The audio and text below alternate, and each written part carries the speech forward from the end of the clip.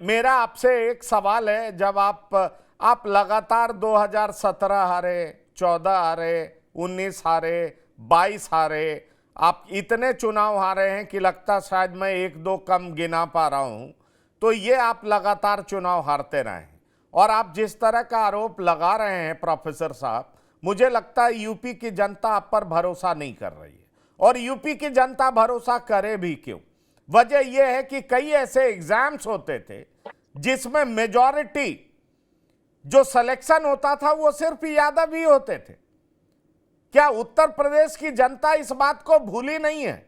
आज आप विपक्ष में हैं तो आपको पीडीए याद आ रहा है। आपने एक कॉम्बिनेशन बनाने की बात की है, मुझे नहीं मालूम ये कॉम्बिनेशन किस हद तक हिट होगा, ये तो चुनाव परिणाम में पता चलेगा। लेकिन आप पर एक बार नहीं, क्या यूपी पीसीएस एग्जाम हो, क्या दरोगा का एग्जाम हो, क्या अन्य एग्जाम्स हो, इसमें जो अभ्यर्थी सेलेक्ट होते थे उसमें मेजॉरिटी यादवों की होती थी। और आप पे इस तरह के आरोप लगते रहे हैं कि आप माई समीकरण, वो भी एम तो वोट लेने के लिए होता था, बाकी चीजों में तो ऐसा दिखता था कि सिर्फ यादव ही यादव। और इस आरोप से आप अभी तक बाहर नहीं निकल पाए, इसीलिए जनता आपको स्वीकार नहीं कर रही। मेरा सवाल नंबर 1।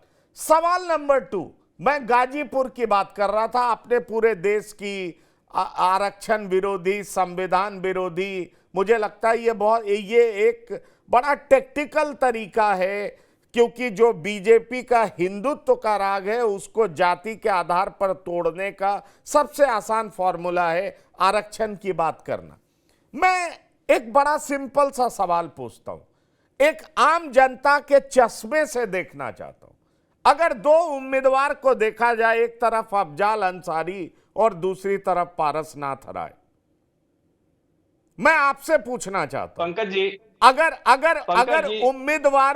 उम्मीदवार की जो पहचान होनी चाहिए, उम्मीदवार की जो सहजता होनी चाहिए, उम्मीदवार की जो सादगी होनी चाहिए और उम्मीदवार के नाम से डर नहीं लगना चाहिए, आप इन दोनों में किसको बेहतर मानते हैं?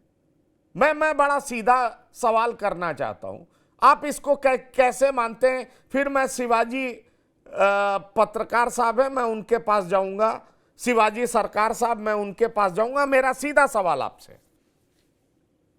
पंकज जी, पहले सवाल का जवाब आपका ये है, आप चूंकि वरिष्ठ पत्रकार हैं और आपने कहा कि उत्तर प्रदेश जब समाजवादी पार्टी की सरकार थी तो बहुत सारी भर्तियों में यादवों की भर्ती हो गई थी। आपने कहा, कहना यह था, आपका आरोप ये था, पता नहीं आपका निजी आरोप है या आपने कहीं से लिया हुआ है, मुझे नहीं पता है, आप अभी इसके बाद क्लियर कर दीजिएगा। नहीं, मैं निजी जिस आरोप तरह की क्यों भाषा लगाऊंगा? मैंने तो बहुत जगह पढ़ा है, इसलिए मैं ये बात कर रहा हूं। पढ़ा है, ठीक है, हाँ, आपने पढ़ा हुआ आरोप लगा रहे आप, ठीक है। योगी आदित्यनाथ जी ने विधानसभा में बोला था कि 46 में से 56 एसडीएम यादव बनाए गए थे। उसकी हकीकत यह थी कि उसमें मात्र 4 एसडीएम यादव थे।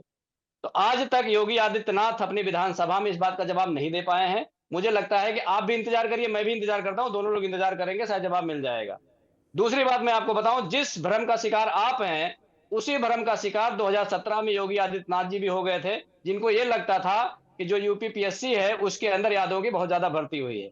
उसके लिए उन्होंने बाकायदा एक कमेटी बना करके इंटरनल रिपोर्ट मंगवाई थी जातिवार की, 2012 से लेकर 17 तक किस जाति के कितने लोगों का सिलेक्शन हुआ है। और उस रिपोर्ट में जब उन्होंने देखा कि सबसे पहले नंबर पर उत्तर प्रदेश में कुर्मी जाति के लोग थे जो यूपीपीएससी में सिलेक्शन हुआ था, और दूसरे नंबर पर मौर्य थे, तीसरे नंबर पर जाकर के यादवों का सिलेक्शन हुआ था। तो इसका जब उन्होंने खुलासा कर लिया तो इसको पब्लिक नहीं किया। अगर पब्लिक कर दिए होते तो शायद आपको भी कंफ्यूजन दूर हो गया होता, और इस देश में जनता को जो कंफ्यूज करने का माध्यम बनता शायद ये नहीं बन पाता। तो ये जो भारतीय जनता पार्टी का एक नैरेटिव है, मैं आपको बता दूं, उत्तर प्रदेश में 5 कृषि विश्वविद्यालय हैं और पांचों कृषि विश्वविद्यालय में ठाकुर जाति के वाइस चांसलर हैं आज की डेट में। उस पर कोई सवाल नहीं खड़ा करता, ये बात अलग है। दूसरी बात, आप कह रहे हैं किसी गाजीपुर में कि प्रत्याशी का चेहरा क्या होना चाहिए, प्रत्याशी की छवि क्या होनी चाहिए। मैं आपसे एक सवाल करना चाह रहा हूं, इस देश में प्रधानमंत्री का पद राष्ट्रपति के बाद सबसे ज्यादा सम्मानित और सबसे ज्यादा बड़ा पद माना जाता है। इस देश के प्रधानमंत्री अगर इस देश के नागरिक को घुसपैठिया बोल दें, क्या उनकी छवि इस देश में या विश्व पटल पर अच्छी जाती है? इससे आप सहमत हैं? अगर वही इसी देश के प्रधानमंत्री अगर अपने भाषण में जाके बोले कि इस देश में जो ज्यादा बच्चे पैदा करने वाले लोग हैं, इतनी गिरी हुई भाषा, इतनी संवेदनहीन भाषा किसी भी देश के नागरिक को तो शोभा नहीं देती है, जर्नलिस्ट को भी शोभा नहीं देती है, एक गली से चलने वाले आदमी को भी शोभा नहीं देती है, तो इस देश के प्रधानमंत्री को भी शोभा नहीं देती है। इस बात से अगर आप नहीं सहमत होंगे तो आप मुझे बताइएगा मेरे वक्तव्य के बाद कि आप सहमत है कि नहीं सहमत है। अगर इस देश के प्रधानमंत्री देश की बेटियों, देश की महिलाओं, नारी शक्ति के मंगलसूत्र छीनने की बात कर लें, अगर उनके पास इतना सारा कुछ था, उन्होंने बहुत कुछ डिलीवर कर दिया, उन्होंने लोगों के जीवन में बहुत सारे बदलाव कर दिए, तो वो अपने बदलाव को क्यों नहीं बता रहे हैं? आज तक अपने भाषण में हिंदू मुसलमान के अलावा कोई बात नहीं है, महिलाओं के मंगलसूत्र से शुरुआत किया उन्होंने, और आज कहां तक पहुंच गए मैं आपको बताऊं। अगर आपने उनका बिहार का भाषण सुना होगा जिसमें उन्होंने बोला था लालटेन लेके मुजरा करते हैं, अगर आप पूर्वांचल के हैं, आपके एसेंट से मुझे लग रहा है पूर्वांचल के हैं, पूर्वांचल में आप याद करिए 20 से 30 साल पहले जब बिजली नहीं हुआ करती थी, इस देश में जितनी भी रोशनी देने वाली चीजें हैं, वो चाहे आपका लालटेन हो, चाहे चाहे आपका दीपक हो, चाहे आपकी मोमबत्ती हो, चाहे आपके घर में ट्यूबलाइट लगी हो, चाहे आपके एलईडी बल्ब लगा हुआ है, अपने मान्यताओं में, भारत की संस्कृति में हम उसे माँ लक्ष्मी का दर्जा देते हैं। और उस माँ लक्ष्मी का दर्जा अगर हम लालटेन हमें रोशनी देती है तो हम लालटेन को भी माँ लक्ष्मी का दर्जा देते हैं। लेकिन इस देश के प्रधानमंत्री बोलते बोलते ये भी भूल गए, बोले लालटेन लेकर के मुजरा करते हैं, तो माँ लक्ष्मी की तुलना वो जाके मुजरे से कर देते हैं। इससे ज्यादा संवेदनहीन और गिरा हुआ बयान किसी देश के नागरिक या प्रधानमंत्री के लिए नहीं हो सकता है। मुझे लगता है कि इस पर आपको भी एक बार कसौटी पे खड़े करके देखने की आवश्यकता है कि क्या देश के प्रधानमंत्री सही दिशा में जा रहे हैं, सही बात बोल रहे हैं। चुनाव आते हैं जाते हैं, हो सकता है सरकार कौन बने कौन नहीं बने कोई नहीं जानता है, कौन जीतेगा कौन हारेगा कोई नहीं जानता है। अगर आपको जानकारी हो, आप मुझे बता दीजिए कि घोसी, जो आपने खुद अपने नोट में बोला कि घोसी के उपचुनाव में भारतीय जनता पार्टी के समर्थित उम्मीदवार जो आपके ओम प्रकाश राजभर जी के नेतृत्व में लड़ने की बात कर रहे थे, दारा सिंह, वो चुनाव हार गए थे। तो क्या जनता बदल गई? कितने दिन पहले चुनाव हुआ था मुझे बता दीजिए। तो आज जनता के अंदर जो पूर्वांचल है, जो आप गाजीपुर की बात कर रहे हैं, बलिया की बात कर रहे हैं, बनारस की बात कर रहे हैं, उसके बाद अम्बेडकर नगर की बात कर रहे हैं, घोसी की बात कर रहे हैं, ये जो बेल्ट है पूर्वांचल बेल्ट, जितना मैं समझता हूं, ये बात आप सहमत होंगे कि नहीं मुझे नहीं पता है, वहां पे जो लोगों का जीवन स्तर उठा है उसमें एक सबसे बड़ा योगदान इस देश की सेना में सेवा देने की वजह से उठा है। अगर किसी का जीवन स्तर उठा है तो उसका एक बहुत बड़ा कारण यह है कि सरकारी नौकरियों में जो पिछड़ा, दलित, अल्पसंख्यक, आदिवासी है, आरक्षण की वजह से उसके जीवन शैली में थोड़ा बहुत बदलाव आया था। लेकिन भारतीय जनता पार्टी ने अग्निवीर परीक्षा ला करके उन लोगों के सपनों को भी खत्म करने का काम किया है, जो गरीब होता है, जिसके घर में भैंस पाल के अपना जीवन चलिए यापन करते हैं, कोई छोटी दुकान करके अपना जीवन यापन करते हैं, मुझे लेकिन किसी लगता तरह है से पढ़ लिख करके, पांडे जी हाथ उठा रहे, पांडे जी को बोलने दीजिए, फिर मैं पत्रकार साहब के पास जाऊंगा, उनसे मैं सवाल करूंगा। पांडे जी, आप कुछ कहना चाह रहे हैं, आप जल्दी से जवाब दीजिए। देखिए पंकज जी, अभी धर्मेंद्र जी कह रहे थे तो गाजीपुर घोसी की बात छोड़ करके पूरे देश की बात उन्होंने बताई। मैं थोड़ा उनको आईना दिखाना चाहता हूं। जब समाजवादी पार्टी का शासन था, जब भर्तियां निकलती थी तो मुख्यमंत्री का समूचा परिवार और समाजवादी के सभी कार्यकर्ता झोला लेकर के सभी चौराहों पर निकल पड़ते थे और नौकरियों की बोली लगती थी। पैसा के आधार पर नौकरियां लूट ली जाती थी। समाजवादी पार्टी के एक एमएलसी थे देवेंद्र सिंह, उन्होंने प्रतिभाशाली नौजवानों को छलने का आरोप लगाया। मुलायम सिंह जी से सीधी बहस हुई और फिर उनको पार्टी के बाहर का रास्ता थमा दिया गया और पार्टी से बाहर हो गए। किस प्रकार से आयोग में भ्रष्टाचार हुआ, ये पहली बार समाजवादी पार्टी के शासन में परिलक्षित हुआ। पुलिस के भर्ती घोटाले पर किस प्रकार से हाई कोर्ट ने, सुप्रीम कोर्ट ने फटकार लगाई, ये सब लोग जानते हैं। बनारस की, फैजाबाद की और लखनऊ की कचहरी में बम विस्फोट हुआ, 16 आतंकवादी पकड़े गए। उन आतंकवादियों के मुकदमा वापस लेने की घोषणा अखिलेश यादव की सरकार ने की और तब हाई कोर्ट ने टिप्पणी की कि आज आप इनका मुकदमा वापस लेना चाहते हैं, कल इनको आप पद्मश्री देंगे, पद्म विभूषण देंगे। तब जाकर के कोर्ट के हस्तक्षेप पर किसी तरह से आतंकवादियों का मुकदमा नहीं वापस हुआ। एक आतंकवादी बाराबंकी के अंदर लू लगने से मौत हो गई थी और उस आतंकवादी के फेवर में समाजवादी पार्टी की सरकार ने तत्कालीन डीजीपी ब्रिजलाल सहित 5 डीजीपी स्तर के अपराधियों के खिलाफ 302 का मुकदमा लिखाया। ये समाजवादी पार्टी का चरित्र है। देश के राष्ट्रपति कलाम साहब के नमाजे जनाजा में लोग शामिल नहीं होते और माफिया के दुर्दांत अपराधी के नमाजे जनाजा में शामिल होकर के फातिया पढ़ते हैं। इस प्रकार से मुस्लिम तुष्टीकरण के इम्तहान की राजनीति समाजवादी पार्टी की सरकार करती है। सामूहिक दुराचार के मामले में मुलायम सिंह यादव जी ने कहा कि लड़कों से तो गलतियां हो जाया करती हैं।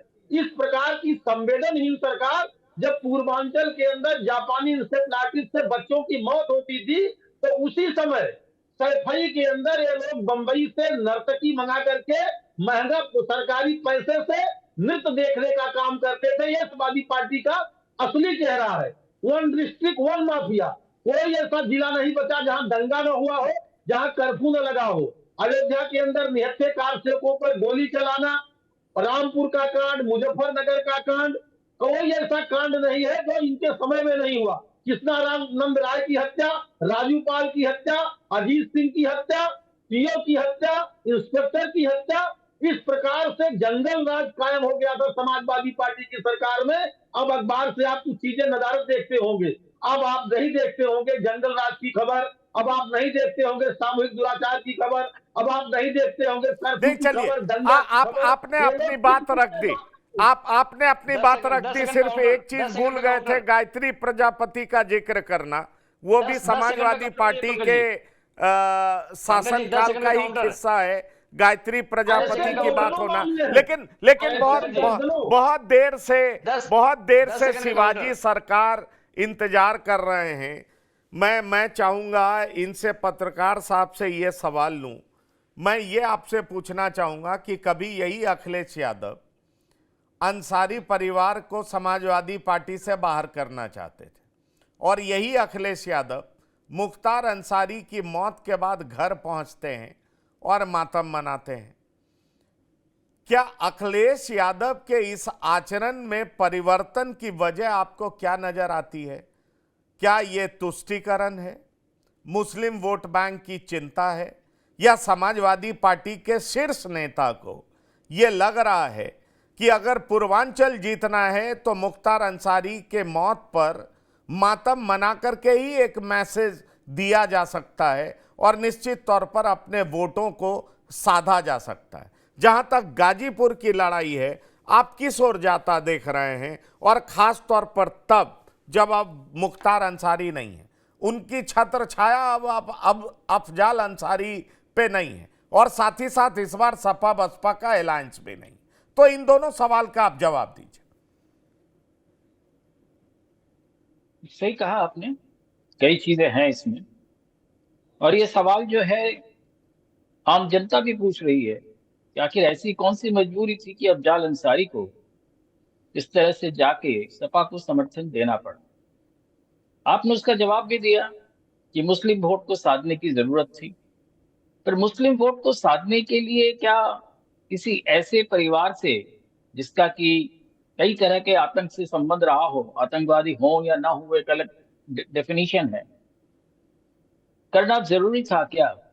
ये निश्चित रूप से ही सभी जो उनके वोटर्स हैं, जो उनके जादव वोटर्स हैं, वो भी ये बात को बार बार उठा रहे हैं कि ऐसा क्यों किया। क्या और कोई मुस्लिम कैंडिडेट ही अगर देना था, क्या और कोई मुस्लिम कैंडिडेट वहां नहीं था? क्योंकि ये देखिए, ये जो चुनाव है, इसमें मुद्दा हिंदू मुस्लिम का जरूर बनाने की कोशिश की जा रही है, पर मैं समझता हूँ ये चुनाव हिंदू मुस्लिम का मुद्दा नहीं है। इस चुनाव में मुस्लिम निश्चित रूप से एक तरफ वोट दे रहे हैं, पर हिंदू मुस्लिम वहां साथ जाके वोट दे रहे हैं। और ऐसे हालत में जब समाजवादी पार्टी किसी ऐसे उम्मीदवार को चुनती है, तो निश्चित रूप से सवाल उठता है, और इसका क्या असर होगा, वोटर्स क्या करेंगे, ये तो वोटर्स उस दिन बताएंगे।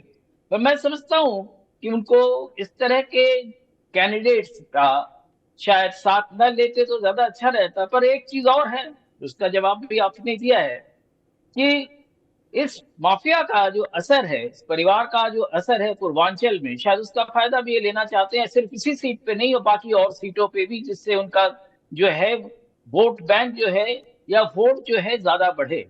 तो कहीं ना कहीं वोट बैंक की राजनीति तो यहाँ हो रही है। और दूसरी चीज जो है, क्या वोट बैंक सिर्फ इसी पे हो रही है? दूसरी तरफ वोट बैंक अगर देखें, वो संविधान पर हो रही है। संविधान को बदला जाएगा या नहीं बदला जाएगा, बार बार बीजेपी जो कह रही है, ये भी एक अपने आप में एक बड़ा कठिन प्रश्न है।